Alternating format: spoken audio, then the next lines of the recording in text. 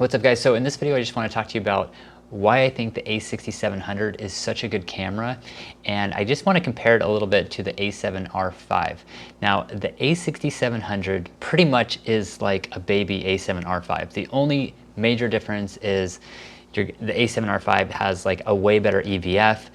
It has way more megapixels, obviously, and so you may not even consider it or even want to compare it to that camera because it has so many megapixels.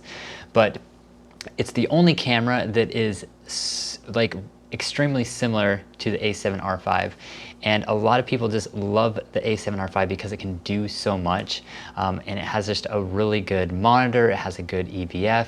It has really good autofocus for tracking wildlife, for humans, for all these different things. Now the A6700 does this. And the reason why I think this camera is so compelling, even for people like me who mainly shoot full frame, is because I have a tendency to gravitate towards smaller cameras. And I didn't realize this until I bought the A7C. So I had the A7C and then I had the A7 IV, and I pretty much always reach for the A7C just because it's so small, it's lightweight, and compact. And then I got the ZV-E1, and this new camera is awesome for video. I just love the small size, and that's the main reason why I got it and sold my A7C. I was actually thinking, like, my next camera, I want the A7R5, but it's like $3,800. I don't want to spend that much money on a camera. I think it's like an amazing camera, but the thing is, what I don't like about it the most is the size and the weight. And I think the A6700 eliminates that problem. And I think that's why it's such a good camera. It's just really portable, it's easy to take around, and then it has just a really good ergonomic grip, and it weighs only 1 pound, okay? So the camera that I'm filming on right now is the Sony ZV-E1. It's the smallest full frame camera that you can find at 14 ounces, and the Sony A6700 is only 2 ounces more than the Sony ZV-E1, which is a ½ pound lighter than the Sony A7RV. And what I think is, if you can shoot with like a full frame camera, if you're just mostly doing all your video work on a ZV-E1 or any other full frame camera, preferably light and small like the A7C, if you can do all your full frame work on that camera and use that for video, and I think it does great for landscape work, for portraits, for anything outdoors, and anything that doesn't have like any artificial lighting. And then what I would do is I would use the A6700 for everything else. And you especially want to use it for anything where you're going to be zooming, because it already has a 1.5x. So if you want to do any wildlife photography, or if you want to do any landscape photography, which you may not think that a 26 megapixel sensor can handle that, well, I think it would be totally fine for landscapes. You can't crop as much, but it's not that big of a deal to me. I think you can use the A6700 for pretty much everything else. And then what I plan to do is use like an 11mm or 15mm with my Sony ZV-E1, so I can use it in like a gimbal-like fashion with my dynamic stabilization, and then also use that same lens on an A6700 body. So that's the benefits of an APS-C camera, is they're so small and light, and they have extremely light lenses. And that's why I kind of want to start gravitating to not smaller cameras, just APS-C cameras, because the lenses are just so much lighter. Now, I do love the bokeh that you get on a full frame sensor.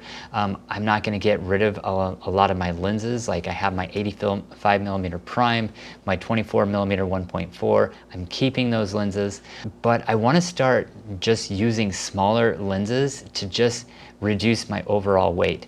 And if you get the Sony A7RV, which I think is an awesome camera, the problem is you're just going to end up buying heavy lenses for it, and your whole setup is going to be heavy. And that's not going to be bad for some situations. Like if you work in a studio, it's not that big of a deal. But if you're someone like me and you go traveling a lot, or you go backpacking and you're just constantly carrying stuff, or like you're packing stuff in a suitcase, having heavy lenses is kind of a nuisance. Now, you can get a lot of other APS-C cameras. I mean, Canon makes some really good ones. Nikon has some okay ones. Canon has some really good lenses. I would say gravitate towards that if you think that APS-C is the route you want to go. But for me, I'm already in this Sony ecosystem, and I really like the Sony full frame system. And so I'm gonna keep my Sony ZV-1, and I'm thinking about getting the A6700 just because I think it's just a really good way to have a lighter setup, and it's just an awesome all-around camera.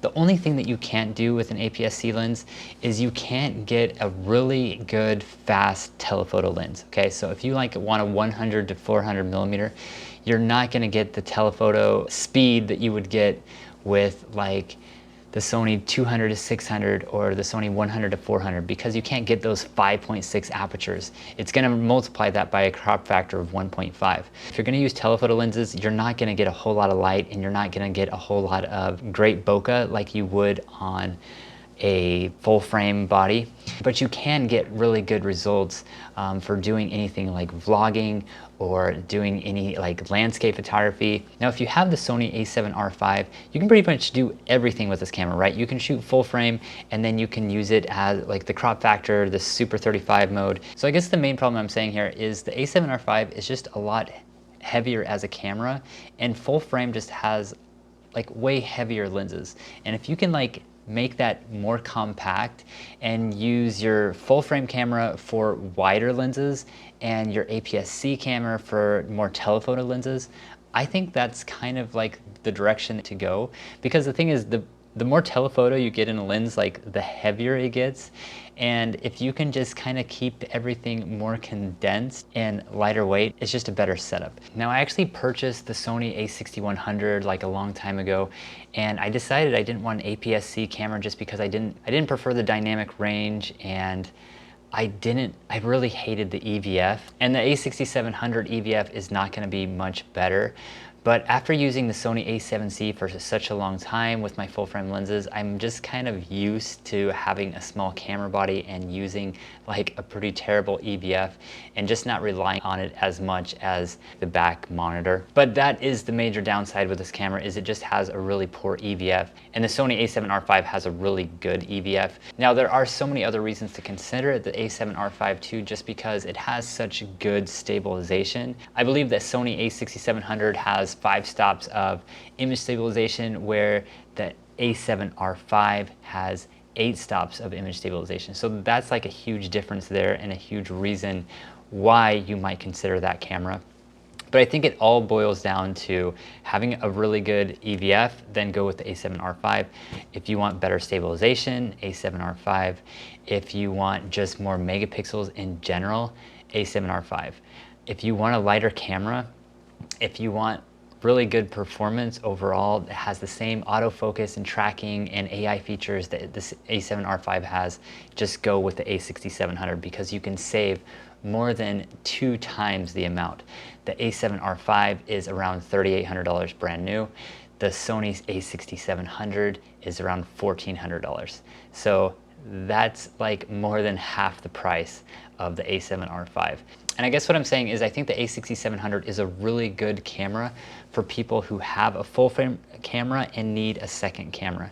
Now, for me personally, I prefer to have 2 cameras, and I like to have a full frame camera, and I want to use an APS-C as my second camera just to get more reach at times and to have just lighter setup overall. Just way lighter lenses, a way lighter camera, rather than carrying around these heavy, bulky lenses. Now, if you want the best of both worlds and you want the maximum resolution, a full frame sensor, and an APS-C camera with a huge amount of lens selection, then I would say go with the A7R5.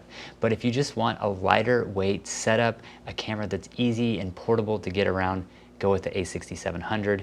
It has pretty much all the same features as the A7R5. And I know the A6700 doesn't have all the features as the A7R5, but I don't think those features completely justify the price and reason to upgrade to the A7R5.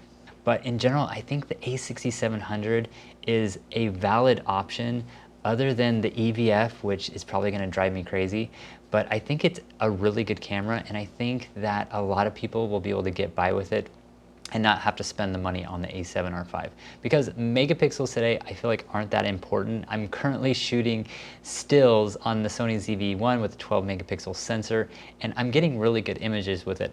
I still have really good images from 2002 when I was shooting with the Nikon D100 that had a 6 megapixel sensor. And some of those images I've blown up and I think they look like fantastic. It seems like the longer I've been around cameras, the less interested I am in resolution and megapixels, and the more I'm interested in the video features and the autofocus features. And that's why I think the A6700 is a valid upgrade.